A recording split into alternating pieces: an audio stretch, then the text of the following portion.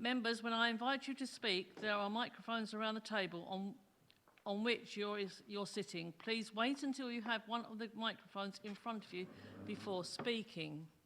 All microphones are switched on, ready for you to speak, so you don't need to adjust them. However, can I ask you to speak clearly and directly into the microphone when I invite you to speak?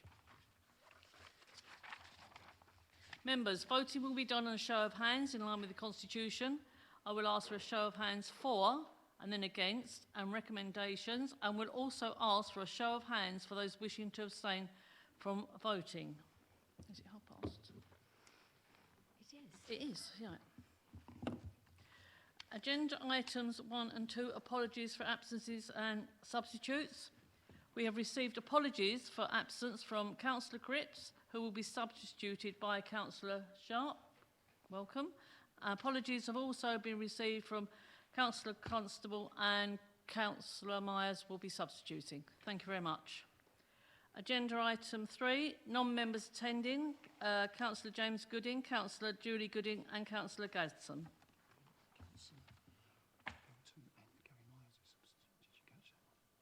No, he's subbing.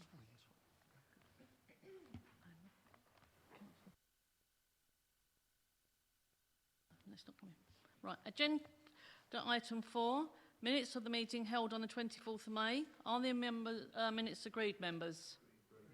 Thank you. Declaration of interest re item 5. Members, the applications relating to items 10 and 11 of the agenda are submitted by GB Partnerships on assets owned by RDC as part of a development contract. This is legally acceptable in planning terms. If granted, the Council will have the benefit of planning permission, and therefore members of the Development Committee will have an other pecuniary interest. Okay. As a result, the Monitoring Officer has granted dispensation with effect from the 21st of June 2022, which is in effect for 1 year in line with the provisions of Section 33 of the Localism Act 2011, so that members are available to vote on applications. Members, items 8 and 9 of the agenda are applications made by one of our councillors. We all have a non-pecuniary interest in those items, so nobody needs to declare, stick their hands up or anything. Okay, that makes it a lot easier. Thank you, members. Are there any other declarations of interest, please, members? No, can't see any. Thank you. Item addendum 6, Clovelly, Chelmsford Road, Rorath. Mike Stranks will present the officer's report. Thank you, Mike.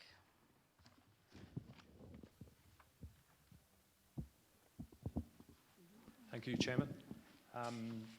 This application is to a site edged, as you see here, the Chelmsford Road A1245 to the west, the junction of Rorath Lane with that at the bottom of the screen, and you'll see the housing in Bedlows Avenue and also fronting Rorath Lane, and members will be familiar, I think, with a number of different uses up this side of the road and to the north of the site. If we could see the existing plan, please, on the site in better detail, we see these collection of buildings in industrial use on this part of the site. We're looking at this part, which you'll see at the moment is development free. The buildings on there are varying in size, but you'll see they're contained by surrounding built development. If we could jump to Plan 3, please. The proposal before you tonight is these industrial units and compounds. Each compound has a building within it, and the details of those are set out in the report. And you'll see that these sort of landscaped bund at the end of the site and to the south, which is like a small seawall type raised ground with planting on it as a legacy of other stuff I think that's gone on the site. But you'll see it doesn't include that. It includes this sort of flattish area in the middle between that and the existing buildings. The proposal is for those units to be used for industrial purposes in what is now use class G, the former industrial B1 use that you'll be familiar with. And you'll see there's also car parking provided here to this end and around the adjoining middle buildings. The compound would be enclosed by 2.5 metre high palisade fencing. And if we can see the elevations of the typical buildings, please, you'll see they're single-storey, low-rise, pitch roof forms, flexible space, and again, the sizes of those are set out in the report. Most of them, 10 of them, are the same smaller size. The 2 in the middle are slightly larger in floor space, and because they're a greater width, they're slightly higher in span. The site is within the metropolitan green belt, where development like this is usually inappropriate. But if we can jump to the Clovelly aerial, please. Members will remember that the National Planning Policy Framework allows for what they term infilling. And you'll see from the report that officers are supportive of this. Normally, anywhere else in the green belt, usually we'd say, well, it's inappropriate, and I dare say the applicants wouldn't even bother applying.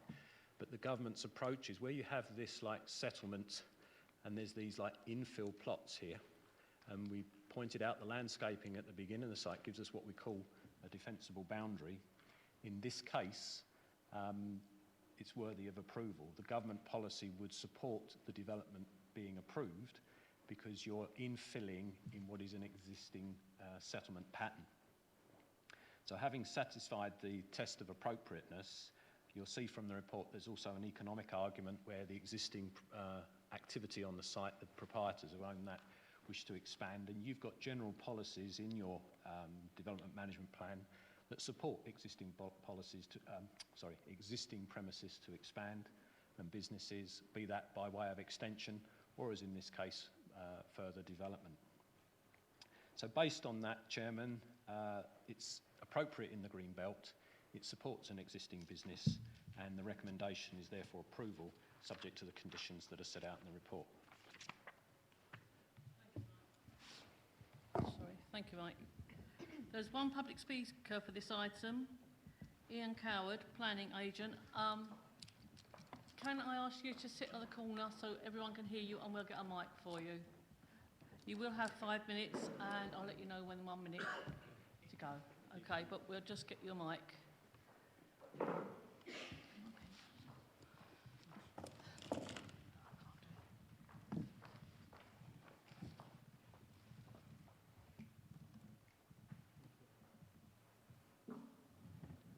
Okay, thank you. Thank you. Good evening. As introduced, I'm the planning agent. The site at Clovelly Works caters for an important sector in the business world and has done for many years successfully. Among the current tenants, we've got contractors, kitchen fitters, car storage and a stonemason. Now, these are all businesses which reflect entrepreneurial local people, and as such, they make an important contribution to the economy. It's been estimated that over 80 people are currently employed by the pre-existing compounds, and that's been the long-standing position. The site's full to capacity, and there is a waiting list, and there's ongoing inquiries. People are constantly asking if there's space and being put on a waiting list. As explained, the application seeks an eastward extension to provide for 12 more compounds, and as a rough tally, that's 100 new jobs, give or take. As part of the process of going through the consideration of this application, we met with your officers in economic regeneration, and they very much welcomed this proposal and explained that such applications are in fact rare. And it is of course not just the large multinational businesses that need to be catered for. The best economic contribution is made by providing space for a mix of different businesses. The site is in the green belt, and your officers set out a detailed assessment of the relevant policy in support of the positive recommendation, which of course we welcome. We start with it being limited infilling within the village and so appropriate within the green belt. As has been explained, we're not seeking to develop the whole site, but instead are creating a soft eastern side and are infilling between the large nursery buildings to the north and the residential to the south. Your officers have also set out the economic case, very special circumstances, which is also a part of green belt policy. No technical objection to the proposal. We've covered drainage in detail, and we note that the parish were concerned about this at one point. There are no other objections. I've not seen any concerns expressed by local residents, so this is clearly not a proposal which is seen to be controversial locally. And to be fair, we anticipate that many would like to see the economic opportunities being delivered on this discrete and well-defined site within the village. And for all of those reasons, we welcome the support of members. Thank you very much. Thank you very much. Board members are, well, the only one we've got here is Councillor Stanley. Would you like to speak? You have 5 minutes. Thank you. Thank you, Chairman. Whilst employment is greatly appreciated in the area, I've got a couple of things I want to ask the planner, if it's possible to put these on as conditions. An acoustic barrier for along at least the back side of the residential gardens. I feel that we need to do something like that for the noise from these 12 units that are going to be there, and I'd like to propose that, please. And also, what drainage has been put in place? Do we have a pond or something like that, an attenuation pond for the drainage, as that would be a considerable amount of concrete going in that area? These are just two of the things that I would like to answers to, please. Thank you, Councillor Stanley. Mike Strengths, would you like to advise, please? Thank you, Chairman. Dealing with the drainage first, you'll see condition 7 of the recommendation actually asks for specific details on this matter to be submitted. So I doubt there's a need to duplicate that with a further condition. The case officer's already ahead of you on that.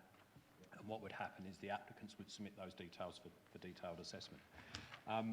With regard to the acoustic barrier, there has to be justification for the conditions that you put on. And this is the new use class E, which would cover what we used to call in the trade the light industrial, those uses that are usually comfortable adjoining residential properties, as opposed to general industrial like the car repairs and the metal bashing and the noisy stuff.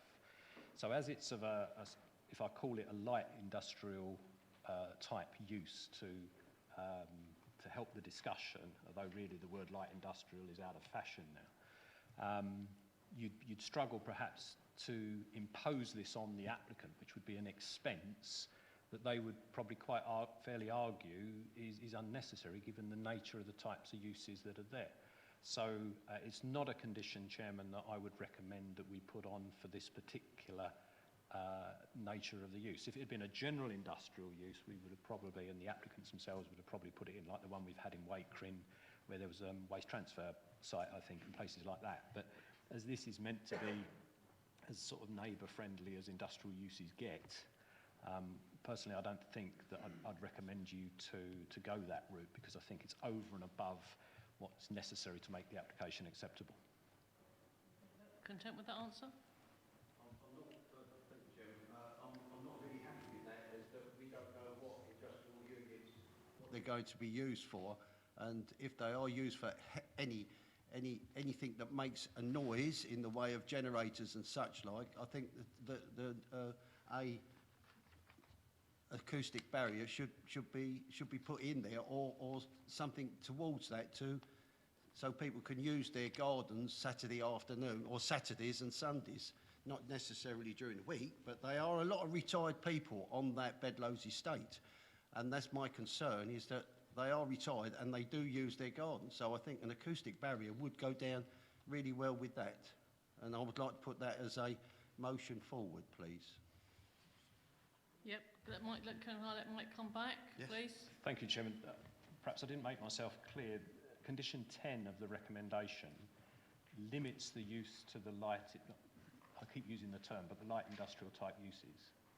So if they were to make use of the premises for the noisier types, what were the B2s and so forth, then they were in breach of their consent.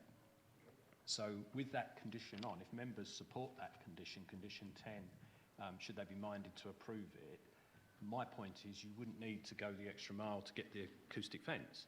But if the operators come along later, maybe sometime in the future, and said, you know, we really need to adapt these uses and make them industrial, heavy industrial or whatever, that would require planning permission because of this condition. And then I think would be the time to consider the acoustic protection, because it would perhaps be warranted, as members are saying, because of the nature of the use. This is the more neighbour-friendly type uses, and therefore my advice to you is that it's It's putting the applicant to an added expense unnecessarily if they were to stick with the scope of the consent that we're recommending. Thank you very much. Members, is there any other members want to debate on this, please? Councillor Mrs Mason? Again, you have 5 minutes. Thank you, Chair. Just a really simple question of the officer. If we could have the other slide back, please, that shows the aerial view with the... That's it. Thank you. And I'm sure this has been covered, but I've read it a few times and I've read it before. And having seen that slide, I'd just like some reassurance. One of the things that we want to protect on Greenbelt is the openness. Now, this plot, as far as I can see, has a very dense hedgerow around it, which will shield very nicely the buildings. However, the plan would seem to include removal of that. Now, I know that we've got a management plan on item 5, and there's another one on, I think, item 9. But can I just ask if the existing hedgerow, which obviously will protect that site exceptionally well, if that is to be retained or not? Or is it 3, the layout? Thank you, Chairman. Hopefully members can see that the buffer that I think is being referred to is being retained in the scheme. And I believe there's a condition, but I can't in the red mist find it, that argues for its retention and protection by way of the consent. So hopefully that's far enough that we need to give members peace of mind. Thank It's you. on page 6.3. About was whether it actually applied to that area or not. Okay, thank you. That answers my question. I've got no further questions. Thank you very much. Any other members? No? Right, members? No? Make sure. There's a motion on the table, members, for approval. Can I please have a show of hands for approval? And please keep them up until Sonia says lower them. For approval, members.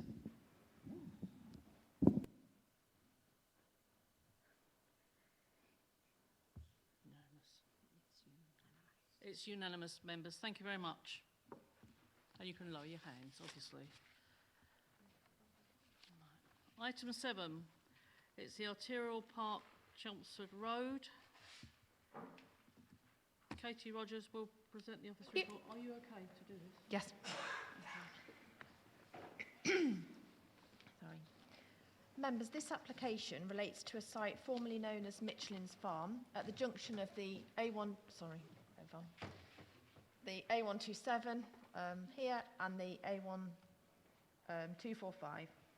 The site to which the application relates is edged red, but for the benefit of anybody who can't distinguish that, that's along this boundary. The northern boundary extends along here, along the bank of the railway embankment, then extends south along the western boundary, and then east along here, south again, east just about abutting the A127 here on the southern boundary, and then up northwards and just in this irregular shape here, up again to the northern boundary there. So it's this part of the site that the application before you tonight relates.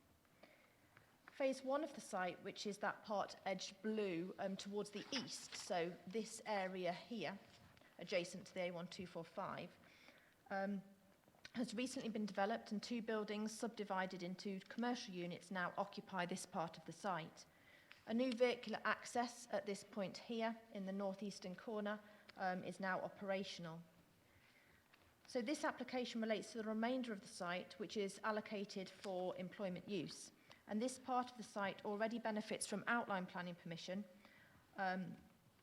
for employment uses within the general industrial, office and storage and distribution use classes. This application before members tonight seeks approval for reserved matters relating to access, layout, scale, appearance and landscaping, and it's the acceptability of these matters only that can be considered when determining this application tonight.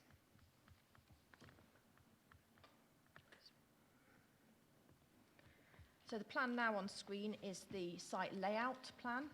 And this shows the footprint of the proposed buildings in blue. So there's one here, one here, one here, and an elongated building here. So there's 4 buildings proposed. Again, these will be accessed via the existing, or the newly created vehicular access point here, which also serves phase 1. Unit 10, the largest proposed building, will be sited closest to this part of the southern boundary here.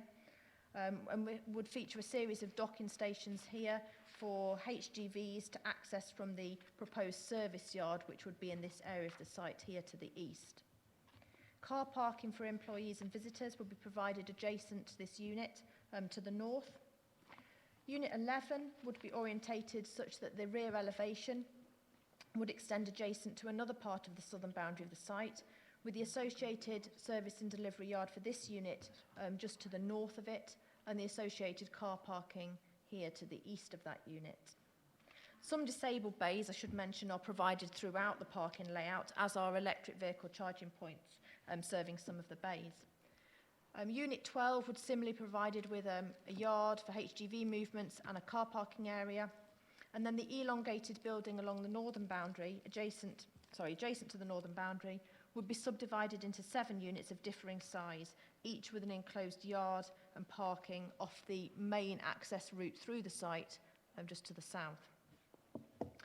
The main road through the site would feature a formal pedestrian footway. So along here, there's an existing footway in phase 1, and that would extend across this road, and then along this southern boundary and around this corner, and then a footway provided to part here and part of this boundary here too. A pedestrian-only point of access to the site would also be proposed here on the southern boundary, and this will be adjacent to the pedestrian-only point of access that's in this vicinity for phase 1 as well. The only vehicular access to the site is via this newly created vehicular access onto the A1245. The units are designed with large warehouse spaces of significant internal height alongside much smaller office space provided over 2 or 3 floors. These internal office spaces are shown in rectangles on this plan, so you can just see that that area of Unit 10 would be office accommodation, this area of Unit 11, this area of Unit 12, and then there's small elements in the other units to the top as well. The original outline application allows for buildings, the original outline consent allows for buildings within office, general industrial and storage and distribution uses, which this proposal would be consistent with. What I have is some 3D visual images, which I think are helpful to give members an impression of the scale, the external appearance, and the materials that would be used in the construction and the form of the buildings as well. So in terms of appearance, the buildings would be similar in scale, form, and external facing materials to those already constructed in phase 1. This is an image of Unit 10, which I've just pointed out on the layout plan. So this is the largest unit proposed on the site. And you'll see just along this elevation here, the proposed service yard, an image of that, and then this is the surface car parking for employees and visitors. There's another image here. So this is looking west. So this is the second largest unit proposed in phase 2, Unit 11, and this is Unit 12. What's not shown is that elongated building along the northern boundary, but it is similar in design and form and appearance to these other buildings shown. The final 3D image gives an impression of the overall site. So this includes phase 1, which is already constructed and now operational. So phase 1 is this here. So these 2 buildings with the service yard in between. And what we're looking at here is the largest Unit 10, Unit 11, 12, and then this building, which is along the northern boundary of the railway embankment. I also have some photos just to show members the phase 1. So you can see this is actually what's been built. This is the first image shows the corner of one of the buildings on phase 1, the type and colour of cladding and glazing around the main entrance here, and that's where the office accommodation is provided in that corner of the building. In the second image, you can see the car parking that's proposed in front of the units and the large sort of docking loading bay doors for HGVs. Members will note from the signage and vehicular activity that a number of the units within phase 1 are now occupied. And members will have noted on the addendum that there are 2 consultation responses recently received from occupiers of phase 1, commenting on the value of this new business park employment site, the high quality accommodation that's been delivered and the good transport links associated with this site. The last 2 photos are probably of use to any members who haven't visited the site, although many of you have and have been inside some of these units. This one shows how the internal space can be used for storage, so stacked space. Although there's only 1 floor, the significant height allows for that to be used successfully for storage and distribution uses. And then just the final photograph of existing on phase 1 shows the alternative, so it allows for sort of perhaps more B2 type uses to be facilitated in these units. So this is like car repairs, and then this internally is the office space that's sort of first floor and above. So a very similar layout of the floor space is proposed within the buildings on phase 2. Just close those. So landscaping is another of the matters to be determined in this reserve matters application. And soft landscaping, as you can see from the plan on screen, is proposed within the site, along parts of the site boundary in particular, so along this northern boundary here, the western boundary here, and internally as well, with some tree planting alongside the access roads within the site. In addition, in terms of landscaping, the developer is proposing an area of external seating to be used for employees to provide somewhere for them to take a break from work, and some benches and seating will be proposed there. And we have a plan just indicating that. So that will be provided in this area here, and it will be adjacent to the main footway, so available for employees of all of the units on the site rather than just designated to one specific unit. If I just scroll down on that plan, you can just see a small layout here of some benches and hard landscaping, sort of paving, and then some planting around that as well. So I just take you back to the master plan, the site layout. Members will note that the application does not include the land to the southwest corner, so this part here, which is allocated for gypsy and traveller accommodation. The proposed site layout includes the provision of a road, so all the way up to a point on the boundary with this adjacent allocation, which would enable future vehicular access to that allocation if needed. We have taken into account potential impacts on the gypsy and traveller site should it be developed. So members will note there are a few conditions recommended. So windows in this elevation here at first floor would be required to be obscure glazed. So we're just protecting those future residential amenity. And we've also restricted openings in terms of doors, in particular on these elevations here, in terms of noise transfer to that gypsy and traveller allocation. The Council's allocation plan policies relating to both the employment land allocation, which is this here, and the gypsy and traveller allocation require the need for a substantial green buffer between these 2 uses.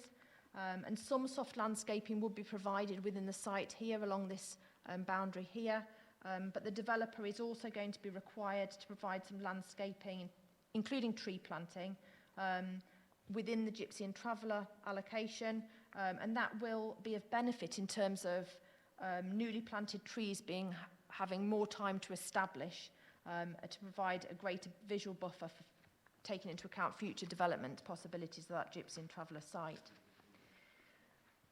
Another key consideration is Andwood Lodge. So there is one residential property that borders this site, and that's in this location here, just adjacent to the southern boundary. Officers have been careful to consider the proposed layout and scale of particularly Unit 10 here in relation to the impacts on this residential dwelling. And although Unit 10 is substantial in height and scale, it would not extend directly adjacent to the rear garden boundary. So the rear garden boundary of this dwelling is this area here. And so Unit 10 has been positioned over to the west, so it wouldn't be directly behind. Noise from vehicular movements in the service yard associated with the Unit 10, so that's in this area of the site here, would be appropriately mitigated by a 5-metre high acoustic fence. So that, if you can see the light, would extend down from that southeastern corner of Unit 10 all the way along to meet the eastern boundary there. In conclusion, officers consider that the proposal is acceptable with regard to the reserved matters that are for consideration. The proposed access arrangements would be acceptable with no objection raised by the Highway Authority. The scale, layout and appearance of the proposed buildings would be acceptable, taking into account the context of the site, and it is considered that appropriate mitigation would be secured to protect the amenity of existing occupants of Andwood Lodge and future occupants of the adjacent Gypsy and Traveller site. The recommendation there, Chairman, is therefore one of approval, subject to the conditions as stated in the published report and as amended as set out in the addendum. In addition, 2 very minor further changes are recommended to conditions 5 and 6 that aren't on the addendum. In respect of condition 5, it's to add in a reference to the Tetra Tech report with regard to the worst case scenario reference in that condition. And with regard to condition 6, we're just adding in words unless otherwise approved in writing by the LPA. So subject to those, the recommendation is approval. Thank you very much. I should have asked members that you have seen the addendum and you have read it, okay, for items 7, 8 and 9. Sorry, I should have asked that. We have one public speaker, Rachel Crick, who is the planning agent. Good evening. And again, you've got 5 minutes, and we'll let you know when it's the minute to go. Thank you.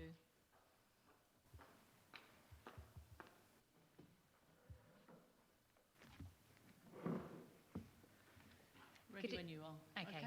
Good evening, Chair and members of the committee. I'm Rachel Crick, a Planning Director at Avison Young. We're pleased that officers are able to provide strong support for this application tonight. This Reserved Matters application provides detail in relation to Phase 2 of the arterial park development in respect of access, appearance, landscaping, layout and scale. Consideration can only be given to the acceptability of these details in the determination of this application, as the principle of the industrial-led development, including the overall floor space and building heights, has already been established through the 2018 outline permission. Notwithstanding, when compared to the indicative proposals for Phase 2 as shown in that original permission, this scheme provides less floor space, lower building heights and substantially more landscaping, including a 15-metre green buffer to the south of the site.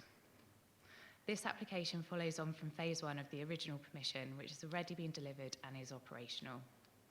The level of demand for industrial here in Rayleigh is unprecedented, and we already have a number of occupiers expressing interest in the proposed industrial units. Prior to submission of the application, we met with officers and councillors to understand their views on the proposals.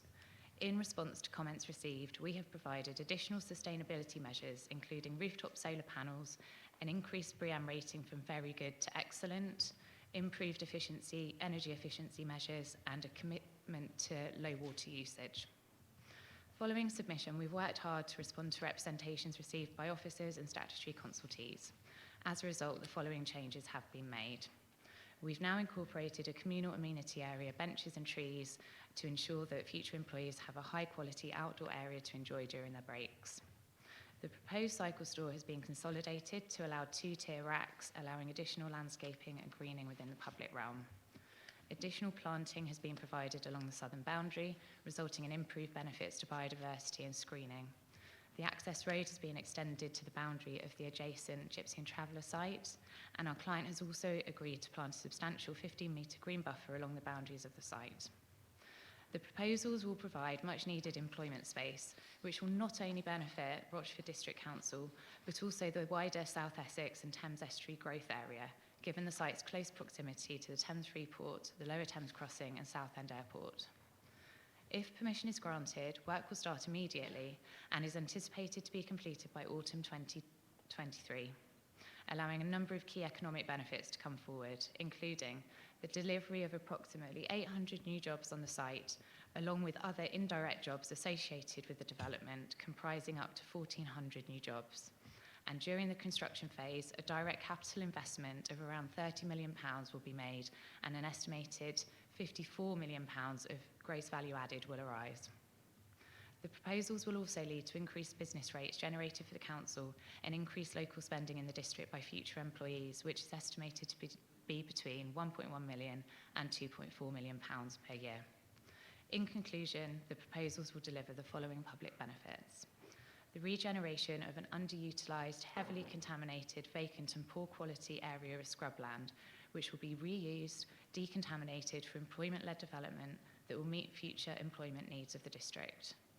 A highly sustainable and modern industrial facility that will provide fit-for-purpose commercial units that will enable local businesses to expand or locate new businesses within the district, create a substantial number of jobs for local people, result in significant capital investment and wider economic benefits for the district, enhancements to biodiversity and greening, and provide access, landscape and contamination improvements on the adjacent site for potential future residents.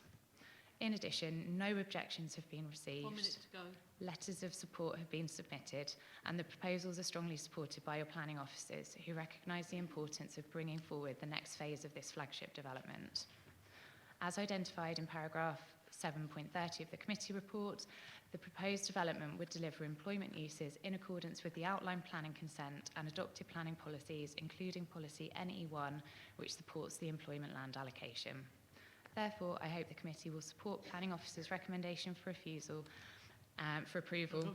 and grant planning permission for this application tonight. Thank you. That's a Freudian slip, isn't it? Thank you very much.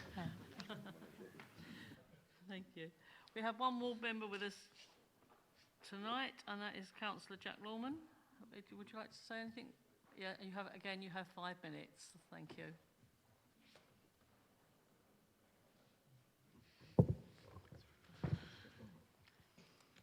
Thank you, Chairman. Like most members here, I've been involved in this right almost from the start, and I've known the history of this area, and we've had the opportunity to do site visits. I have to say that left of the bungalow is already another small industrial estate, so there's no real impact on anything along there, but I've been quite impressed with the way this has been managed and cooperated, and I have no issues with this at all, and I'd like to propose that this be accepted. Thank you very much. Have you got a second to that, for that, Mr. Lawman? Councillor Reeves. Well, we need a seconder, then we speak on the motion. Councillor Milne. Thank you. Members, we're now talking on the motion for acceptance. Have we anyone to speak, please? Councillor Reeves and Councillor Foster. We do Councillor Reeves first and then Councillor Foster. Thank you, Chair. It was just a concern. Generally speaking, I think this is a good proposal, but there is a concern. When we, as a committee, went to the site, one of the things that I think I can be pretty sure that we were all shocked by was the degree of contamination on this particular area that we're talking about here. Talking to the site management who are walking around with us, they reckoned that the clearing of that contamination was going to be in the millions because of it being medical waste. Now, my concern is that although this is covered on condition 10, will the report that is asked under condition 10 to be presented to the council give a specific layout of where this contamination is? My concern is that obviously it's on the Gypsy and Traveller site as well, and during construction whether some of that contamination may just be moved over. And I'm not sure that the conditions actually are clear enough on that contamination at the moment. The cost implications to the council, should it be on the Gypsy and Traveller site, are big. So I think it would be wise to be looking at something that makes that a little bit more clear in the conditions. Are you talking to the recommendation? Sorry. When can I talk to it? I know. Because if we say, though, I'm afraid. Sorry, if that is the recommendation is accepted, then that stops the debate. I will If we can ask Katie. Yeah, yeah. If she's, Can you hear me? Yeah. it's fine. They're happy to take that question. I think I understand Yeah, what you're understandable. asking. So the condition that actually controls the contamination and requires the developer to thoroughly decontaminate that site to a level that's acceptable is on the outline consent. So when the council granted outline planning consent, detailed contamination conditions were imposed. Those have now been discharged in relation to phase 1. So what the developer has done is satisfied us that they have, obviously, they've built that out, okay? So they had to have provided that detailed information, and that detailed report does go into that level of detail about the contamination and where it is and where the testing takes place that has to be done. So we have discharged the conditions in relation to this part. Then we'd expect those conditions to similarly will be discharged in relation to the outline consent in relation to the phase 2 part. I understand that, but what we're looking at is where that actually goes to. My understanding from the site visit is that it actually extends onto the Gypsy and Traveller site. The contamination does, and so that if any development was ever going to happen here, then this site would also need to be decontaminated. But the requirement on this developer is that in order to, build commercial units and have them occupied, we have to be satisfied that that site is decontaminated to an acceptable level. Okay, then my question then is the extent and the area that is covered by the contamination that is on there, which is severe, is that actually mapped out so as when the actual development happens, it's not moved over onto the Gypsy and Traveller site? Do you understand what I mean? Yeah, I understand. There is the decontamination requirements are quite extensive, and we have our environmental health look at those conditions and the information that comes in to discharge those conditions in detail, and often that will require off-site removal of specific types of waste, and they have to evidence that. So as part of the reports that are submitted to us, we have evidence of the off-site, if you like, removal of waste. Okay. So I think we're happy that the contamination conditions that are on the outline are standard wording, if you like. So we apply them to lots of different sites, and we're quite satisfied that they thoroughly cover the requirements. Okay, thank you for your indulgence, Chairman. Thank you very much. Councillor Foster. Thanks, Chairman. 2 points. One question. The road which abuts the Gypsy and Traveller site, is that in effect a public road? And if and when that site gets developed, will the Gypsies and Travellers have the right to use it to access that site? And the second question is on page 7.25, item 5.1, ECC raised some concerns about what they subject urban design and missed opportunities for landscaping. So do the landscaping proposals that have been presented address the ECC issues? Yeah, please.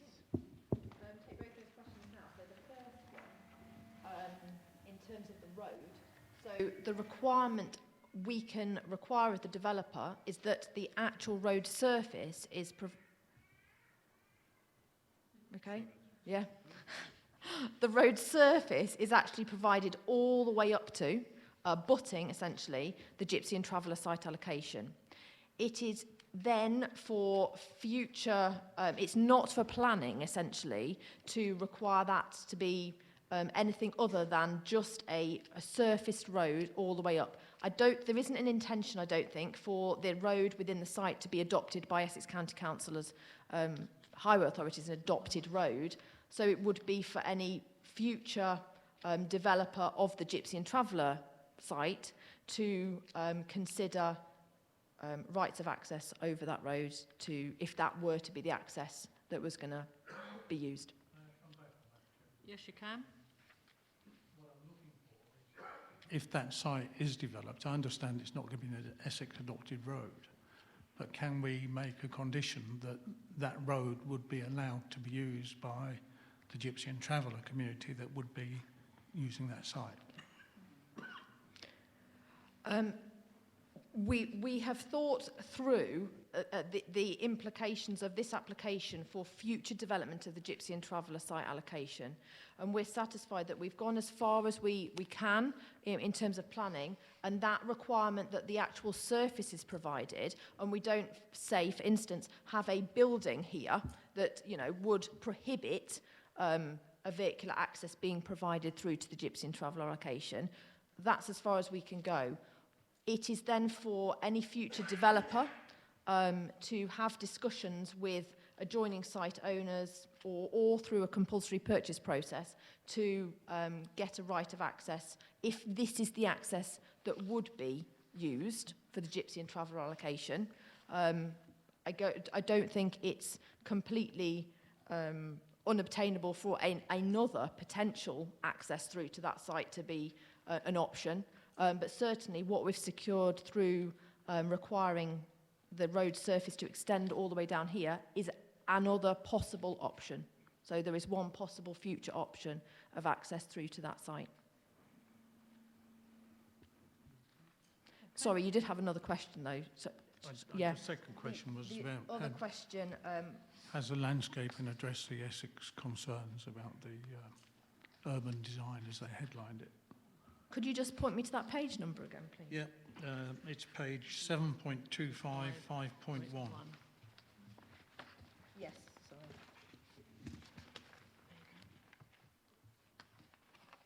So certainly what we have done is responded to Essex County Council in terms of their suggestion that this site really should facilitate some sort of outdoor amenity space, seating space for employees, because there's going to be, you know, a fair number of employees on the site, and so what we have done is secured this area of seating adjacent to here.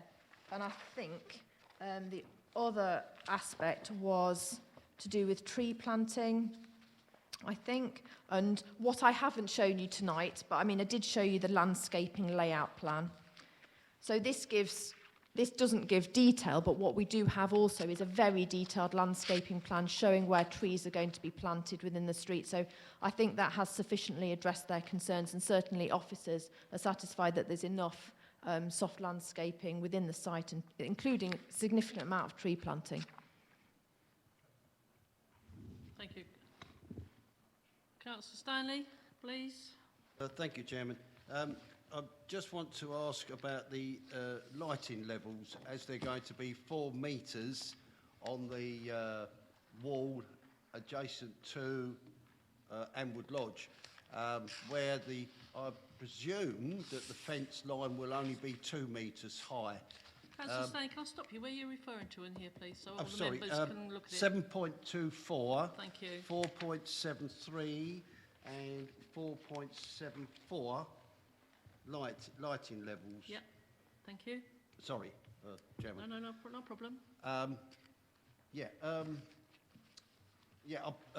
About the fence, the height of the fence there, because those lights, especially LEDs, as you very well know now, they can produce quite a lot of light. And are they screened so that the light doesn't intrude into the back garden of the Andwood Lodge? Thank you. What we have submitted, and I haven't shown you tonight, but is a very detailed lighting plan with all the details of the specific lights and the types that are going to be provided, and what they've done an assessment in terms of how that light spill would be generated. We've had our environmental health officer look at that, and I've gone back and actually questioned it again just to make sure we're satisfied. So there are going to be, if you can see the light pen, there are going to be a number of lights attached to this southern elevation of Unit 10, but the environmental health officer has no concerns that the type of lights they are and the level of light that will be emitted from them would in any way cause harm to a residential amenity of the occupiers of Andwood Lodge. In addition, there are lights on columns that are going to light up this service yard to Unit 10, so here. And again, they're going to be on columns and mounted, but the light's so directional that essentially they look like modern street lights from a distance, if you like. So we are completely satisfied that there won't be light spill that will be harmful to the occupiers of that property. Yeah. Thank you very much. Are there any other members wishing to speak, please? No. Members, there's a motion on the table for approval. Can I please have a show of hands for approval? Please keep them up until it's unanimous. Thank you, members. Members, that item is unanimous. Thank you. Item 8.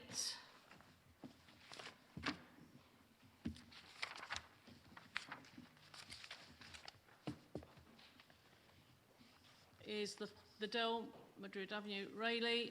Mike Stranks will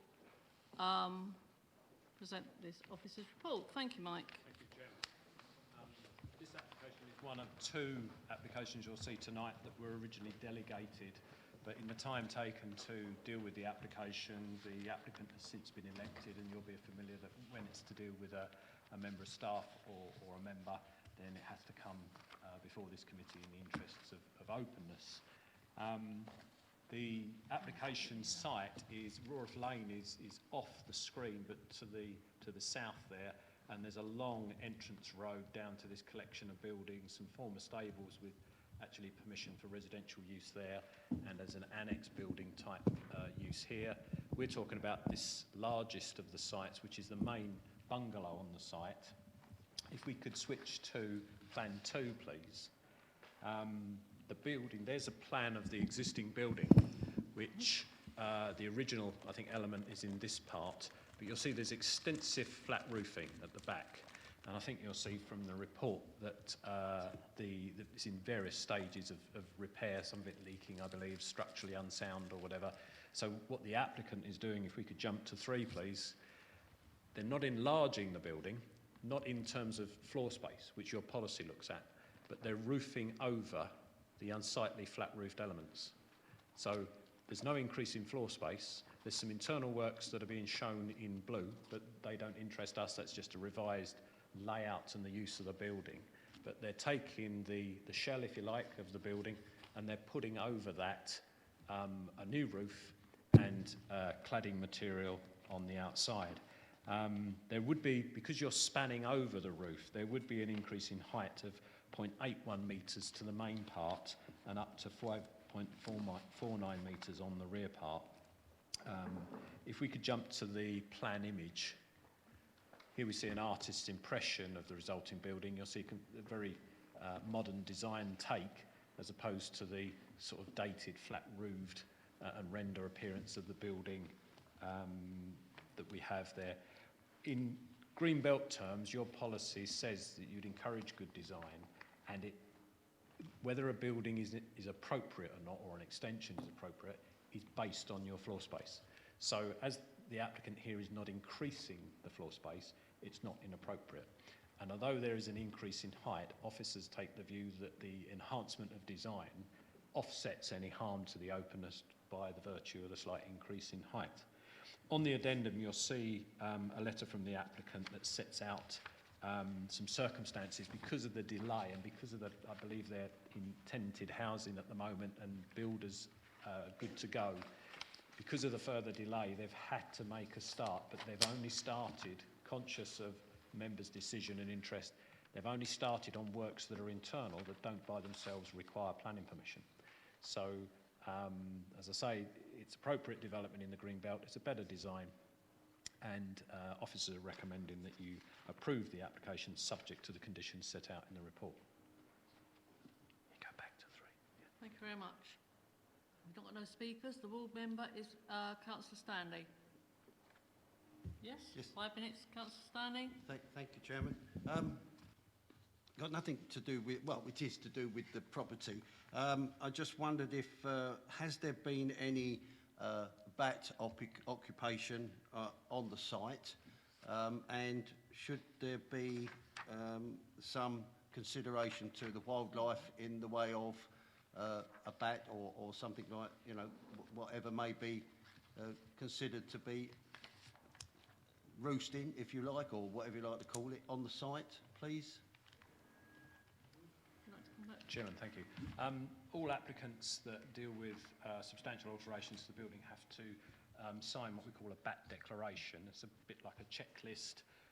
It asks a number of criteria, which is really that the decision you take as members isn't harmful to bats. We formulated this checklist with Natural England, and the idea being that you've been diligent in making sure that for the purpose of the decision we as a council have to take, that you've covered whether there's a risk to bats or not. So it asks for things like the condition of the roofing, availability of waterscapes, nearest trees, so forth, that the bats use as migratory routes and feeding areas.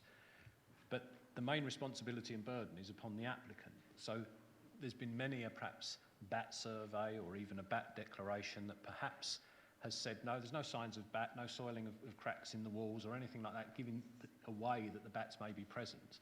But when they start pulling the building about, they suddenly find they've got roosting bats. Well, that's then the responsibility of the person doing the works and perhaps their contractors to notify people, specialist agencies, yes, we've got bats, and what do we do about it? So I'm not ruling out that bats would never be present, but from the point of view of the process we're engaged with, we've gone as far as we need to rehearse whether it's essential that a bat survey has been done, or whether, given the answers to the bat deck, it's okay for members to proceed to a decision. But I can't promise you whether bats would be there or not. Interestingly, the bat people, without giving you a mini bat lecture, they say that bats float around different sites. So they have maternal roosts, they go to cool houses when it's hot like now, and they go to warm houses when it's cold. So you could survey and find there's no bats, and then when the work is done in a different season, you find there are bats. So you can never quite rule it out, but I think members can be assured that from the point of view of the decision that you've taken, there is no risk. We've gone far enough as we need to ascertain whether the bats could be present or not, and in this case, there's no evidence that they are. And if you look on page 8.4, 5.7, the proposals are considered unlikely to have any significant impact on bats or wildlife. Sorry.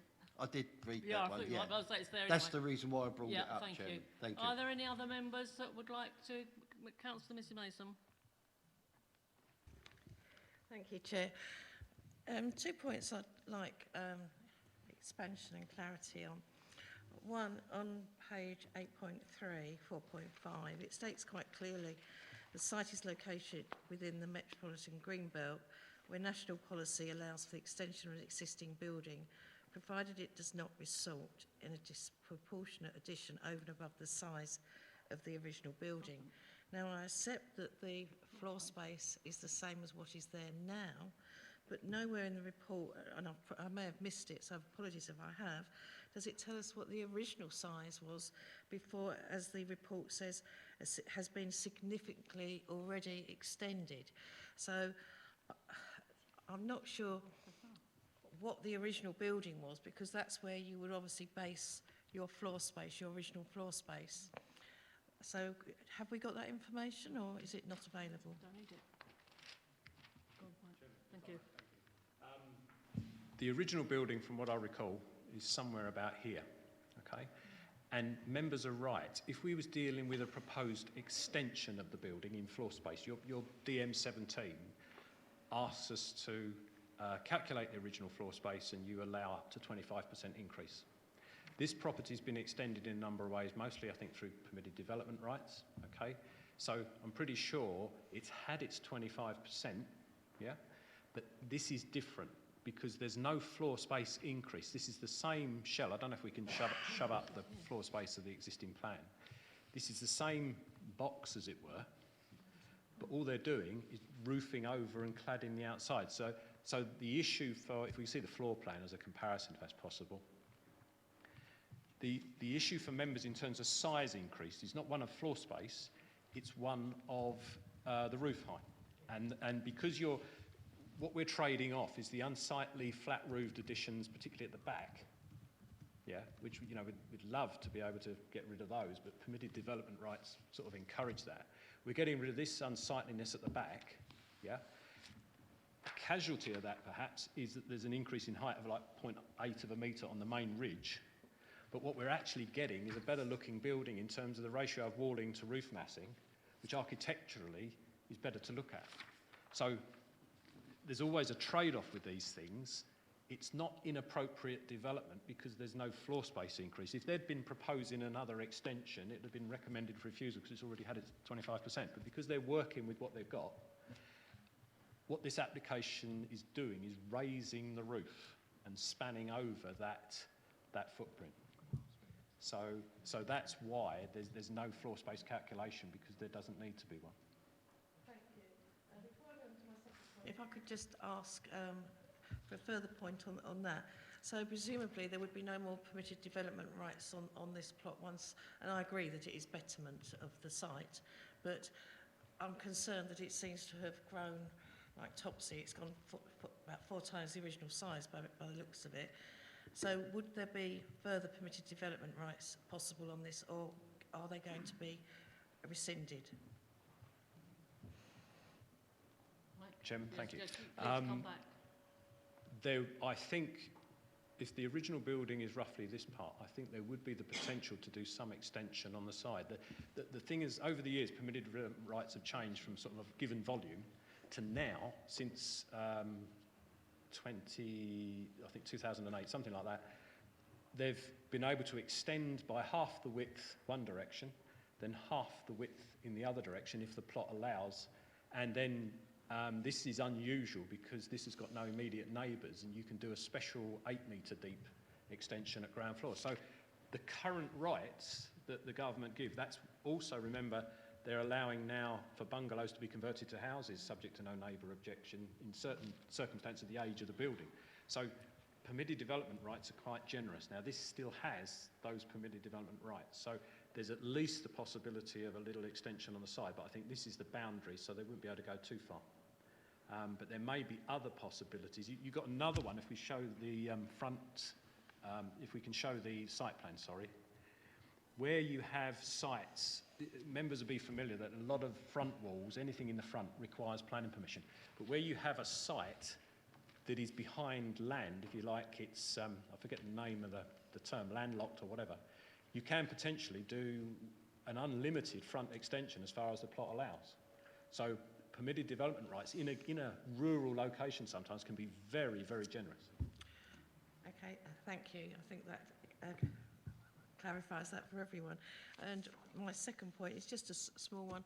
I assume that the plot and the garden there is reference to the garden size, but the garden is still classified metropolitan greenbelt. Chairman, yes, the whole area is greenbelt. You don't have because it's a residential plot, that's not greenbelt. It's not like that. But when you're working in the greenbelt from a planning application point of view, there are certain things you have to take account. The fact that the dwellings already exist, so then that takes you down a certain route. Where you've got existing buildings, that takes you down another route. So the sea of greenbelt sweeps over this area of land. The building, everything is all located in the greenbelt. But as we discussed in answer to the earlier question, there are certain rights for whatever's going on in the greenbelt, depending on how generous the government wants to be with its PD. Thank you. Thank you. Are there any other members? I'll do a recommendation from the chair for approval. Can I have a seconder, please? Ian Foster. Councillor Foster, sorry. Members, can I have a show of hands for approval, please? Members, that's unanimous. Thank you. I've just been asked by a member of this committee to have a 5-minute comfort break before we move on to the next item. Okay, so please come back within 5 minutes. Thank you.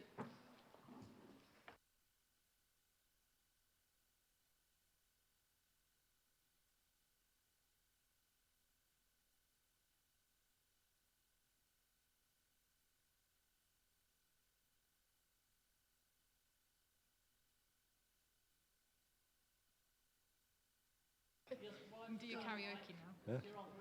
I'm on. You can, yeah, that's a lot better. Thank you. The second item, I won't bother saying the location. I think members are familiar. This application, if we jump to the second plan, please,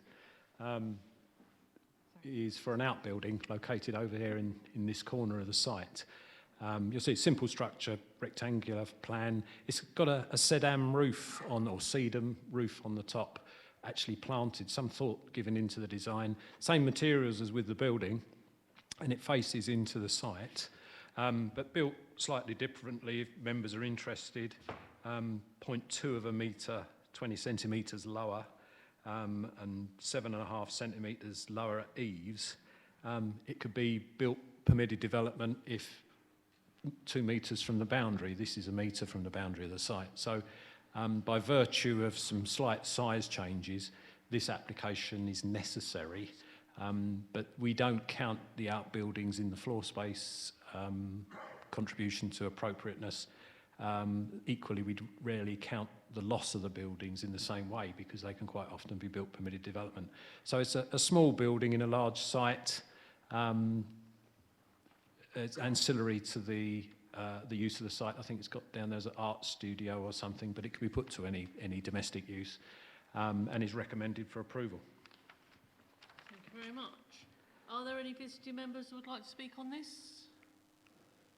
Nope, there's no reply. Councillor Stanley, would you like to say anything? Yes, please. Yeah, 5 minutes, Mr. Stanley. Councillor Stanley, sorry, as per usual. Thank you. Just to ask the officer, it's just been designated for an art studio and nothing else, not any residential or anything like that. Thank you. Thank you, Mike. Sorry. Been used for residential, particularly an independent dwelling, then that would require planning permission. But they've said that they want to use it for an art studio, but in the life of the building, it could become a garden shed, small pool, children's playground, anything to do with the domestic use of the house. Thank you. Members, anyone else would like to ask any questions on this? I'll do from the chair. There's a recommendation for approval. Can I have a seconder, please? Councillor Foster. All in favour? That is unanimous. Thank you, members. That's unanimous for item 9. Thank you. Members, item 10. Bear with me, I've got to get my papers. This is agenda item 10, 19 South Street. Katie Fowler will present the officer's report.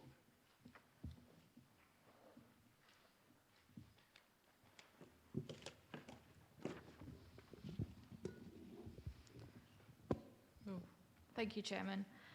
So the applications are for both a variation of condition and listed building consent. Just for the point of ease, I'm just doing them as one presentation. The site is located on the southern approach to the centre of Rochford and within Rochford Town Centre boundary and the conservation area. The application building is a Grade 2 former house with a number of outbuildings and an area of hard standing. The building was formerly used by Rochford District Council's offices, but this use has ceased during COVID-19. The applications are for amendments to an extant planning application 18/00282/FUL, which permitted the change of use of number 19 South Street to create 7 one-bedroom flats. The amendments include addition of air brick grills to the existing external rear and north elevations in lieu of the consented ventilation grills and gas boiler flues.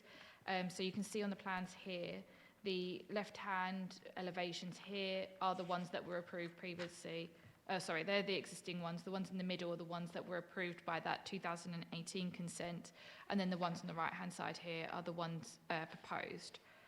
And then if I move to Plan 3, we have also the addition of a conservation-style roof light to the centre. So if I just zoom in here, it's this roof light here which is proposed. And this would serve the common stairwell. There's also the addition of ventilation terminals to the roof area, which are these ones pointed out here. So the roof lights along this elevation were permitted by the 2018 consent. Then finally, the amendments relate to the removal of some of the ceiling to allow for light tunnels to the roof lights, as well as the ceiling height raised in the second bay of the outbuilding, which is attached to number 19. The amendments are required to allow for the delivery of the scheme in accordance with building regulations.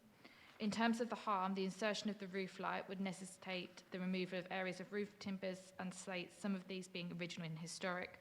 The air brick grills would be inserted and coursed into existing brickwork, requiring the removal of 2 to 3 existing bricks in each instance. The ventilation terminals and vaulting of the ceiling would result in some minor loss of materials. Whilst some loss of historic fabric would occur, it has been kept to a minimum and has been considered acceptable by the specialist listed building advisor.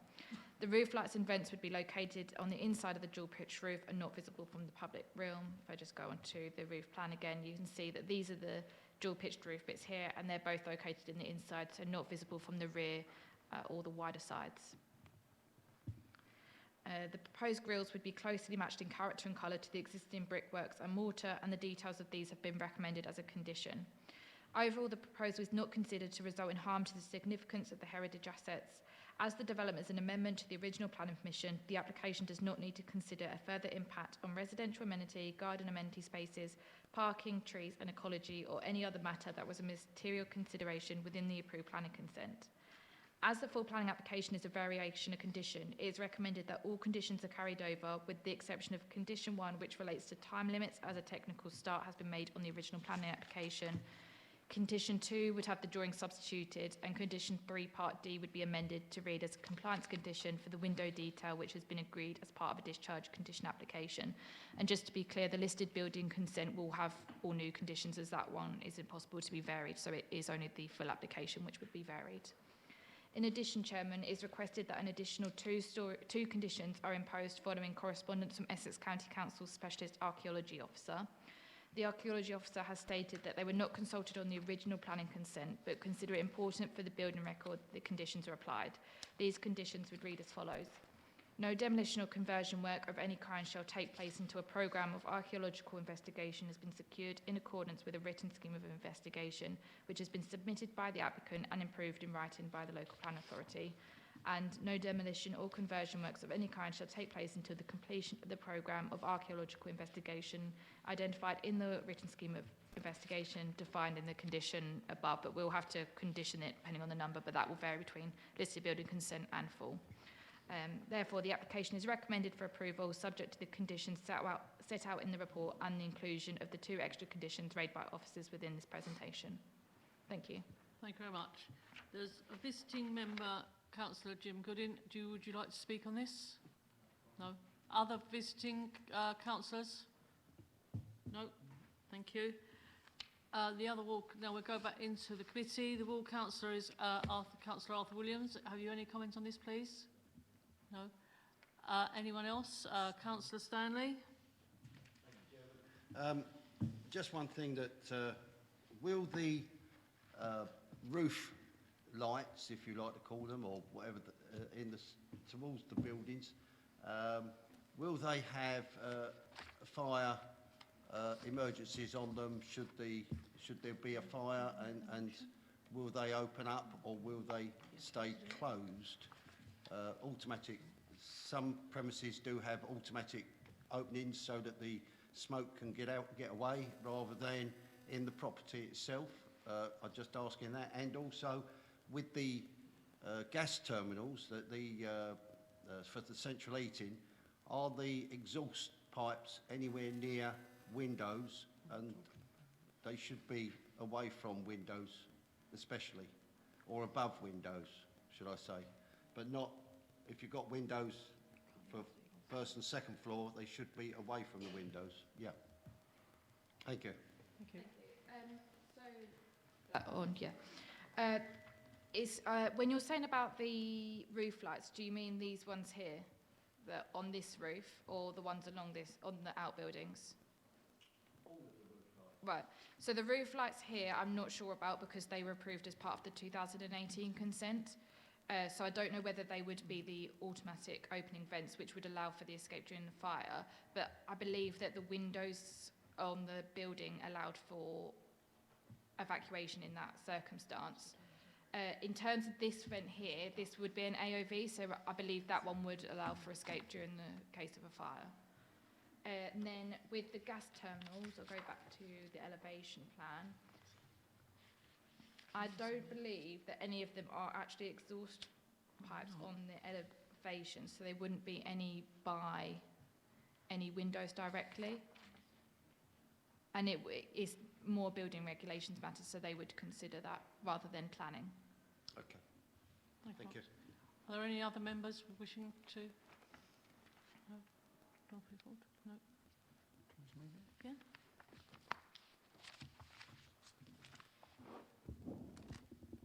Members, moving this from the chair to approve. So I have a show of hands for approval. I'll second first, please. Leslie Butcher. And a show of hands for approval, please. Sorry. Unanimous. That's unanimous, members.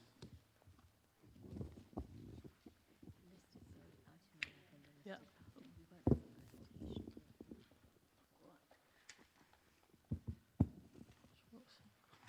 Item 11. We're not having a presentation on this, members. I've just been advised. So, as Katie's already done it.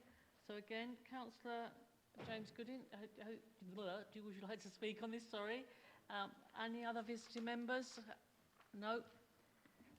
Councillor from the chair, Councillor Williams? No. Does anyone want to make any item? No. I'll recommend from the chair that we approve this. Can I have a seconder? Daniel, Councillor FD. Members, can I have a show of hands, please, to have this approved? It's unanimous. Thank you, members. I will close this meeting at 20:52. Thank you very much for attending and a good meeting. Thank you.